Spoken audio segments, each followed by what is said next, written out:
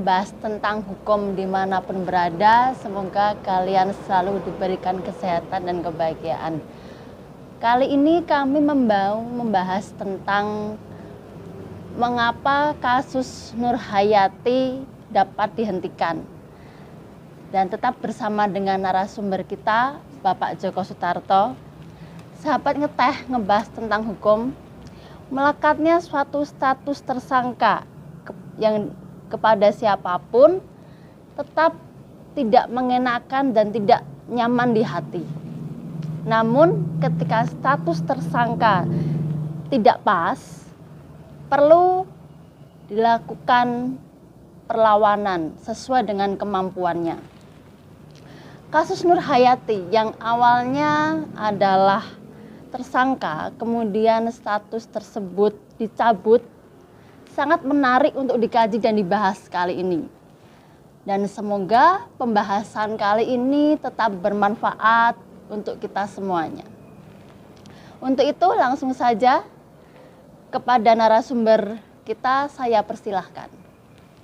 Terima kasih kepada penonton acara Ngeteh ngebahas tentang hukum yang sampai saat ini masih setia untuk menyimak acara-acara yang terkait dengan hukum, dan kami berusaha menyajikan tema-tema yang selalu update atau setidak-tidaknya terkait dengan permasalahan-permasalahan yang pada umumnya terjadi di masyarakat.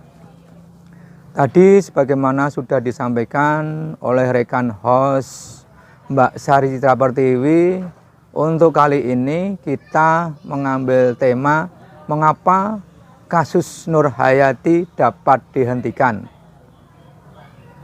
Sebelum kita melanjutkan terhadap pembahasan, akan kita baca dulu ada sebuah berita dari Tempo edisi Senin 21 Februari yang memberikan tulisan sebagai berikut.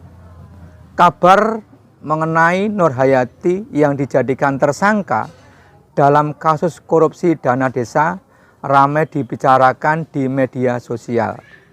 Padahal dia adalah pelapor kasus dugaan penyelewengan dana desa di Desa Citemu, Kabupaten Cirebon, Jawa Barat.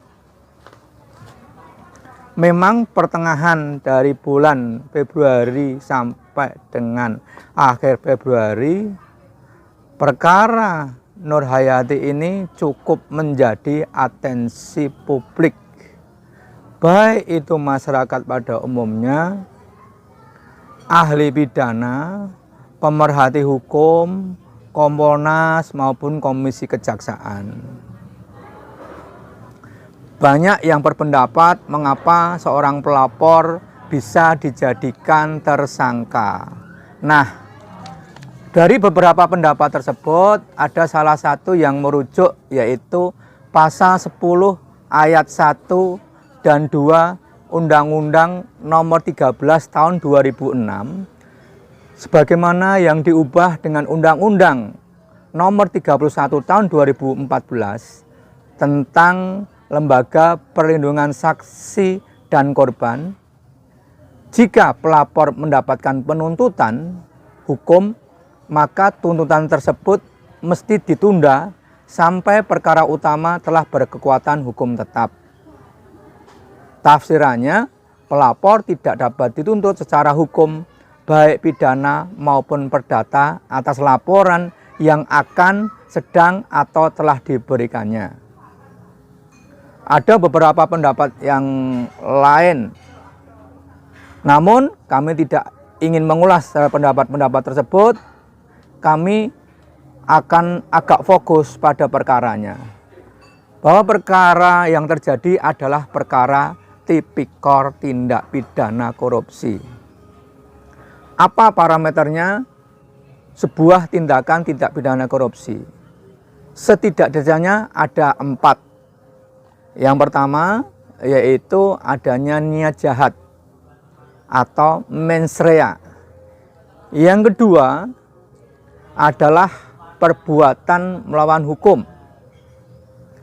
Artinya ada undang-undang yang dilanggar. Yang ketiga, ada kerugian negara. Yang keempat, menguntungkan diri sendiri atau orang lain.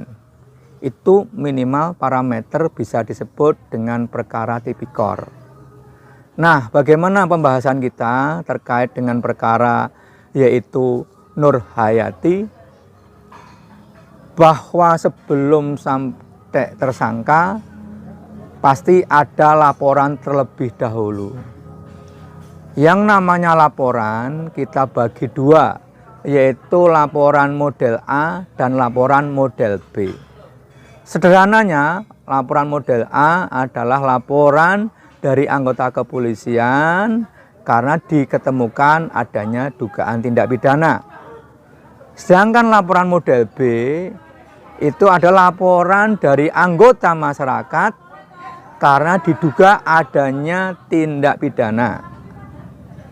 Lagi dimulai dari dahulu laporan. Setelah laporan menginjak yaitu di proses penyidikan. Memang biasanya sebelum penyidikan ada penyelidikan lebih dahulu. Kita tidak membahas apa makna penyelidikan dan penyidikan karena sudah dibahas pada episode yang kemarin. Namun kami ingin mengulang sedikit tentang apa yang dimaksud dengan penyidikan.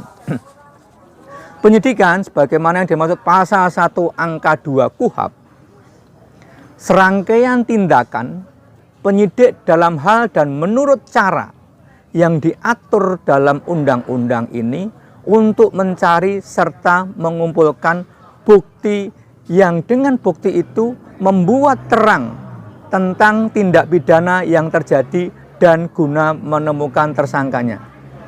Demikian itu pengertian penyidikan menurut pasal 1 angka 2 KUHP. Serangkaian tindakan untuk membuat terang perkara tersebut. Yang ketiga, dan untuk menemukan tersangkanya. Penyidikan dimulai dari apa? Penyidikan dimulai dengan terbitnya sprindik. Dengan sprindik itulah penyidik bisa untuk melakukan pemanggilan baik kepada saksi maupun sebagai tersangka. Dengan dasar laporan polisi dan sprindik juga bisa untuk melakukan penyitaan, penangkapan, penahanan. Lagi, penyidikan dimulai dengan adanya laporan polisi dan sprindik.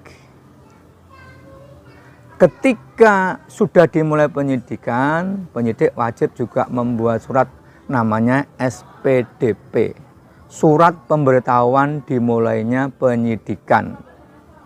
Kepada siapa? Kepada Kepala Kejaksaan Negeri yang satu kota. Jadi kalau penyidikan misalkan ada di kota Wonogiri, tentunya suratnya juga pada Kepala Kejaksaan Negeri Wonogiri. Penyidikan dimulai, tentu penyidik akan memeriksa saksi-saksi, mencari barang bukti dan alat bukti. Barang bukti itu apa? Misalkan uang, misalkan laptop. Sedangkan alat bukti misalkan surat perjanjian, kwitansi. Itulah yang dimaksud dengan alat bukti dan barang bukti. Ketika polisi sudah beranggapan bahwa pemberkasan sudah lengkap dan sudah ditemukan tersangkanya, maka berkas tersebutlah dikirimkan ke kejaksaan. Kejaksaan menunjuk jaksa peneliti yang mana di kemudian hari disebut dengan jaksa penuntut umum. Jaksa peneliti inilah yang akan memberikan arahan atau petunjuk lewat yang namanya P19. P19 itu istilah di kejaksaan yang mana ada petunjuk kepada penyidik. Untuk apa? Untuk melengkapi berkas. bisa ada keterangan untuk melengkapi saksi atau untuk mencari bukti tambahan. Inilah yang dimaksud dengan P19. Setelah adanya arahan atau petunjuk jaksa, maka sudah menjadi kewajiban dari pihak penyidik untuk melengkapi sesuai dengan petunjuk dari kejaksaan tersebut.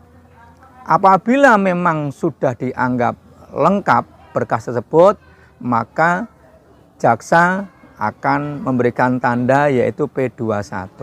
P21 artinya bahwa berkas itu sudah lengkap. Bagaimana terkait dengan perkara Nur Hayati? Perkara Nur Hayati, menurut informasi bahwa berkas itu sudah dinyatakan lengkap P21. Nah, untuk selanjutnya, karena berkas ini sudah lengkap dan dinyatakan tersangka, Nur Hayati dan penasihat hukumnya ternyata tidak berdiam diri. Dari pihak penasihat hukum memberikan surat kepada Menko Polhukam, sementara dari pihak pribadi Nur Hayati juga melalui medsos menyampaikan informasi-informasi terkait dengan perkara yang dialaminya. Ternyata dua tindakan tersebut, yaitu surat ke Menko Polhukam dan adanya medsos, cukup efektif. Dari pihak Menko Polhukam mendapatkan respon yang positif. Dari pihak medsos ternyata ada respon dari masyarakat pada umumnya yang tadi sudah sampaikan dari awal. Baik masyarakat, ahli pidana, pemerhati hukum, Kompolnas, Komisi Kejaksaan, dan sebagainya. Sehingga menjadi atensi publik. Setelah menjadi atensi publik, pihak kejaksaan dan kepolisian melakukan eksaminasi. Dan hasilnya adalah perkara Nur Hayati tidak dilanjutkan di penuntutan. Mengapa? Karena hasil eksaminasinya adalah Nur Hayati tidak ada niat jahat. Dan ada lagi yang menyebutkan bahwa tidak ada uang yang diterimanya. Ini substansinya, jadi tidak ada niat jahat dan tidak ada uang yang diterimanya. Kemudian setelah itu diterbitkanlah namanya SKP 2. Kita ingin menjelaskan tentang SKP 2. Pasal 140 KUHP menyebutkan sebagai berikut. Dalam hal penuntutan umum, memutuskan untuk menghentikan penuntutan karena tidak terdapat cukup bukti atau peristiwa tersebut ternyata bukan merupakan tindak pidana atau perkara ditutup demi hukum, penuntut umum menuangkan hal tersebut dalam surat ketetapan. Ini bunyi pasal 140 KUHP. Kemudian setelah terbit SKP 2, otomatis perkara Nur Hayati tidak dilanjutkan lagi alias ditutup. Ada pelajaran yang bisa diterima dalam atau pelajaran yang kita simak dalam perkara kasus Nur Hayati. Yang pertama yaitu ketika mengalami ketidakadilan atau ketidakprofesionalan, saya ulangi, ketika mengalami ketidakadilan atau ketidakprofesionalan oleh aparat penhukum, maka lakukanlah secara optimal. Bisa lewat menyurat kepada pejabat yang terkait maupun lewat medsos.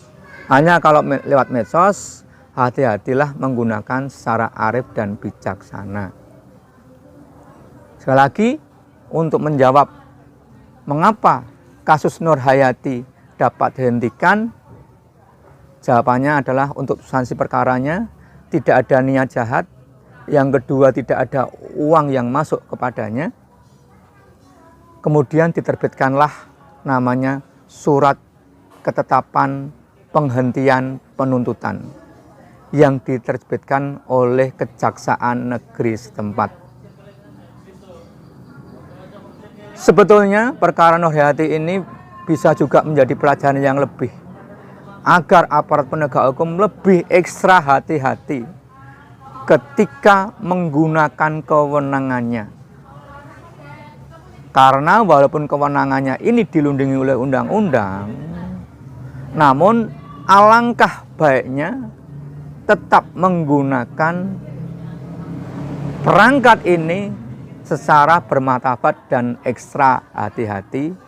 Jangan sampai merugikan masyarakat pada umumnya. Demikian informasi dari kami. Semoga informasi ini dapat memberikan pencerahan kepada kita semua. Sekali lagi untuk penonton Ngeteh, acara ngebahas tentang hukum, saya doakan selalu sehat dan bahagia. Amin.